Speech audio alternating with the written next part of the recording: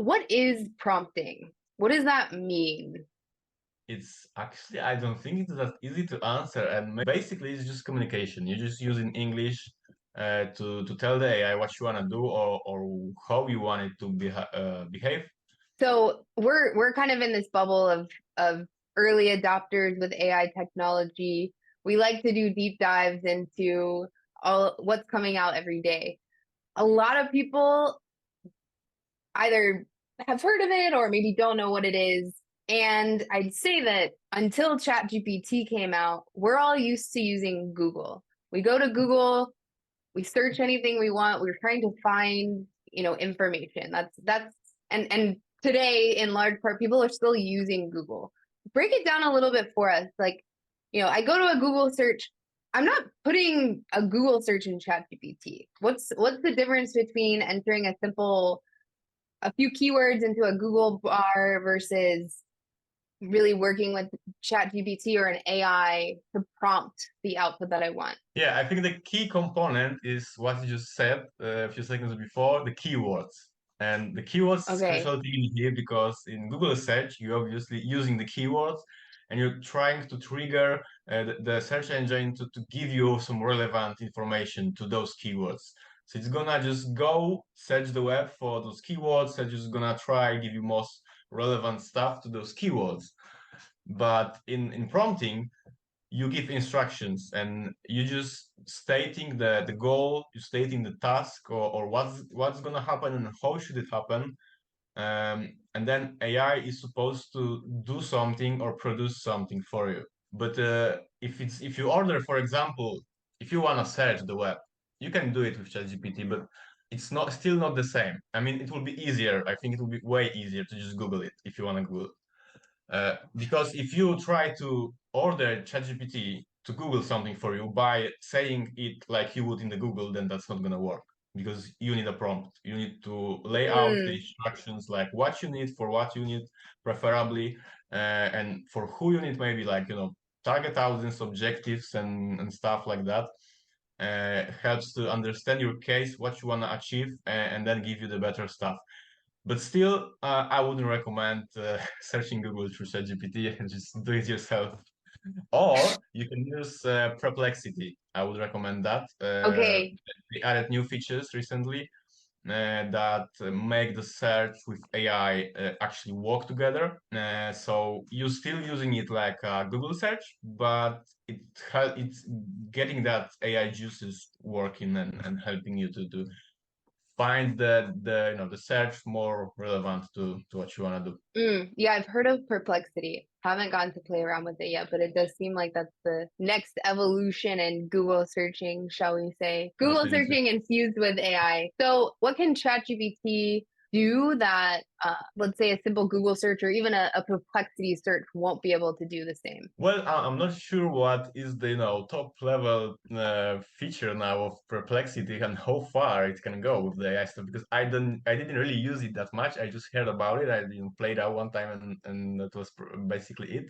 So I'm not an expert in what Perplexity can do now, but I can tell you what you can do with ChatGPT.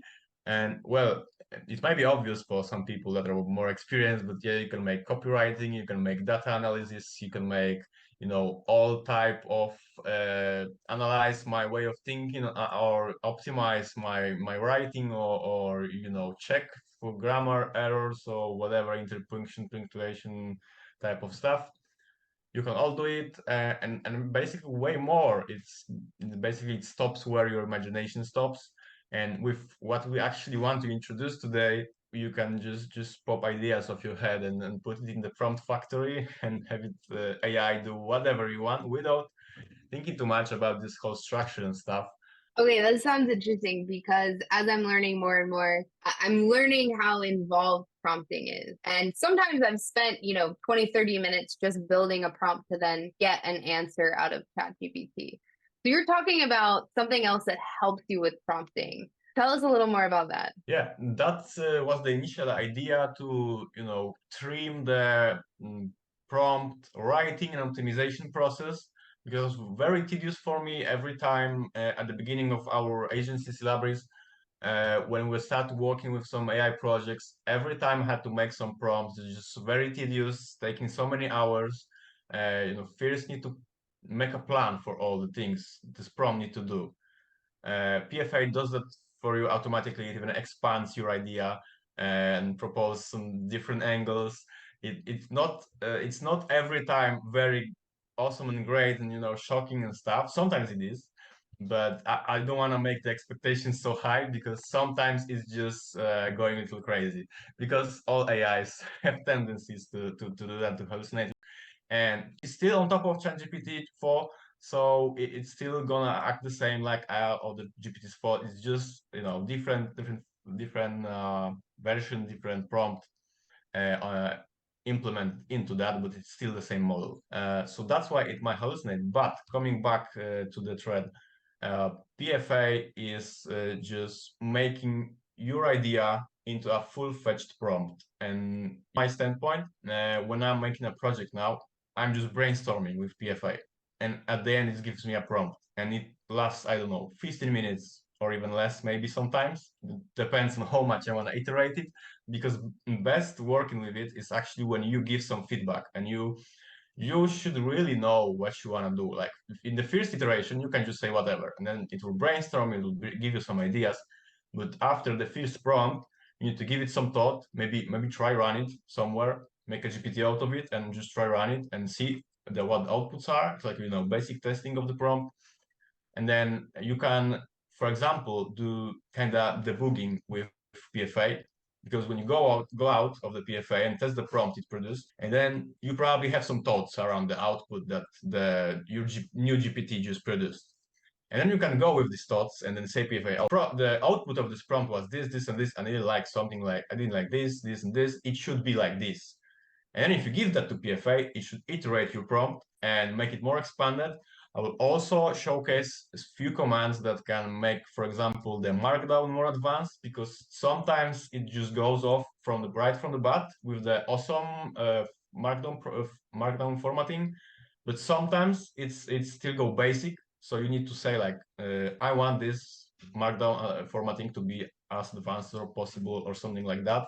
Or depending on the situation, you might frame it other way. But generally, you want to iterate on those prompts, you want to give your feedback to PFA, and then you can continuously improve it. And it's best to test it in the other window, test the new versions every time, so you can get your output. So backing up a minute, you're saying that before PFA, you've spent hours on a prompt before. Yeah. That's a lot of time. Yeah, it is.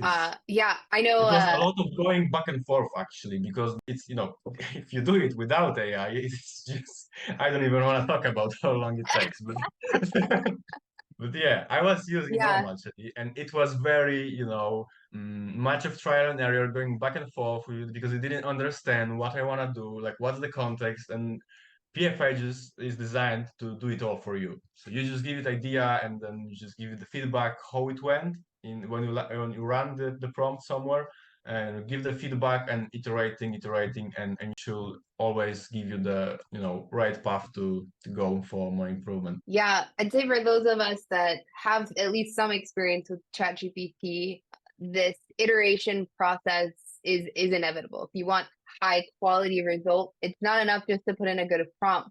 There's testing, there's tweaking, and there's fine tuning the language, because even though this technology is blowing everyone's mind, it's changing the world. It has a ton of capability.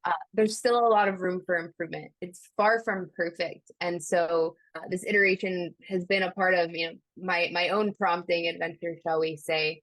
But this is really interesting, because now we're talking about another GPT that you give an idea and it builds the prompt for you. And then there's some iteration, but the goal is not hours spent on a prompt, maybe a half an hour, cutting that time down. So I'd love to see more. Let's see what PFA can do. Prompt Factory Assistant. I just wanted to add one thing, because we obviously don't want to scare some beginners in here watching this.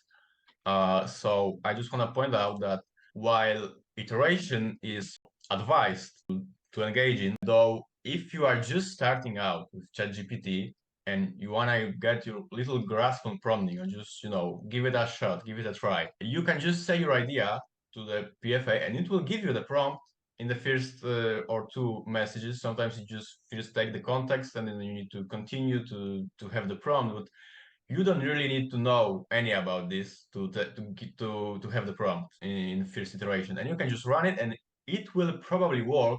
And since you would be beginner doing this, you probably won't even see what's the problem in this prompt when you launch it, and it's gonna just really give you something, and probably that works. But later, as you get more advanced, you start to see that, oh, it could do better. So then you iterate. Yeah, yeah, I hear you on that. That's really interesting. Yep. So let's Sharing the let's screen. let's see it in action.